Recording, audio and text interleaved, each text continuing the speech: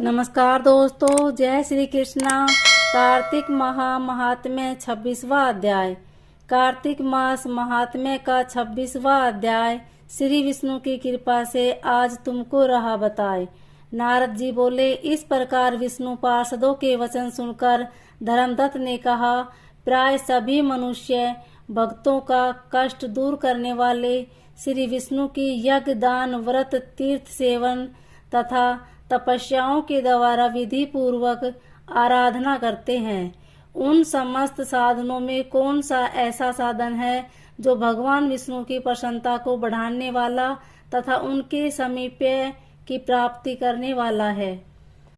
दोनों पार्षद अपने पूर्व जन्म की कथा कहने लगे। हे द्विज श्रेष्ठ, आपका प्रश्न बड़ा श्रेष्ठ है। आज हम आपको भगवान विष्णु को शीघ्र प्रसन्न करने का उपाय बताते हैं। हम इतिहास सहित प्राचीन वृत्तांत सुनाते हैं, सावधानी पूर्वक सुनो। ब्रह्मांड पहले कांचीपुरी में चोल नामक एक चक्रवर्ती राजा हो गए हैं। उन्हीं के नाम पर उनके अधीन रहने वाले सभी देश चोल नाम से विख्यात हुए। राजा चोल जब इस भूमंडल का शासन करते थे, उस समय उन्हें राज्य में कोई भी मनुष्य दरिद्र, दुखी, पाप में मन लगाने वाला अथवा रोगी नहीं था।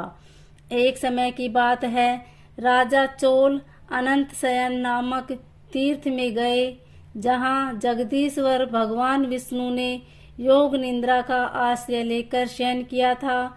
वहाँ भगवान विष्णु के दिव्य विग्रह की राजा ने विधि पूर्वक पूजा की।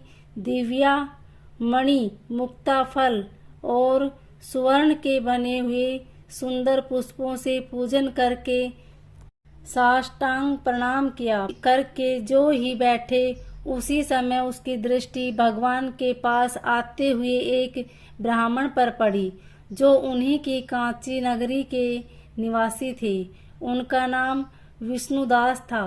उन्होंने भगवान की पूजा के लिए अपने हाथ में तुलसी दल और जल ले रखा था। निकट आने पर उन ब्राह्मणों ने सूक्त का पाठ करते हुए देवादिदेव भगवान को स्नान कराया और तुलसी की मंजीरी तथा पत्तों से उनकी विधिवत पूजा की। राजा चोल ने जो पहले रत्नों से भगवान की पूजा की थी, वह सब तुलसी पूजा से ढक गई। यह देखकर राजा कुपित होकर बोले, विष्णुदास, मैंने मणियों तथा सुवर्ण से भगवान की जो पूजा की थी, वह कितनी शोभा पा रही थी। तुमने तुलसी दल चढ़ाकर उसे ढक दिया। बताओ, ऐसा क्यों किया? मुझे तो ऐसा जान पड़ता है कि तुम दरिद्र और गंवार हो, भगवान विष्णु की भक्ति को बिल्कुल नहीं जानते। राजा की यह बात सुनकर द्विज श्रेष्ठ विष्णुदास ने कहा, राजन, आपको भक्ति का कुछ भी पता नहीं है।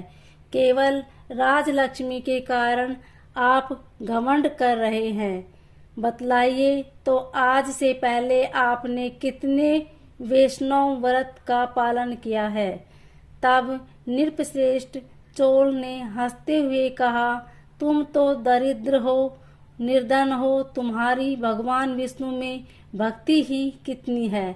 तुमने भगवान विष्णु को संतुष्ट करने वाला कोई भी यज्ञ और दान आदि नहीं किया, और न पहले कभी कोई देव मंदिर भी ही बनवाया है।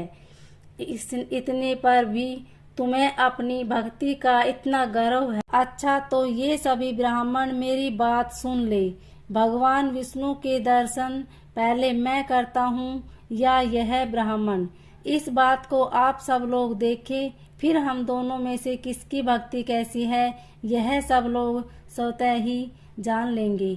ऐसा कहकर राजा अपने राजभवन को चले गए। वहां उन्होंने महर्षि मृदुल को आचार्य बनाकर वैष्णव यज्ञ प्रारंभ किया।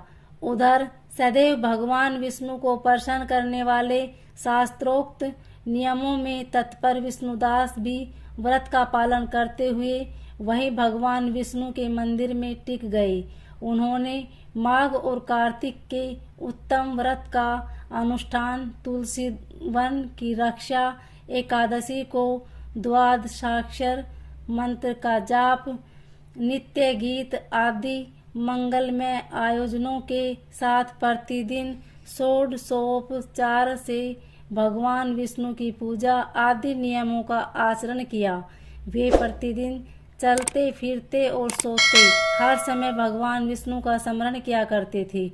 उनकी दृष्टि सर्वत्र सम हो गई थी। वे सब प्राणियों के भीतर एकमात्र भगवान विष्णु को ही स्थित देखते थे। इस प्रकार राजा चोल और विष्णुदास दोनों ही भगवान लक्ष्मीपति की आराधना में संलग्न थे। दोनों ही अपने अपने व्रत में स्थित रहते थे और दोनों की ही संपूर्ण इंद्रियां तथा समस्त कर्म भगवान विष्णु को समर्पित हो चुके थे। इस अवस्था में उन दोनों ने दीर्घ काल व्यतीत किया। बोलिए श्री हरि विष्णु भगवान की जय।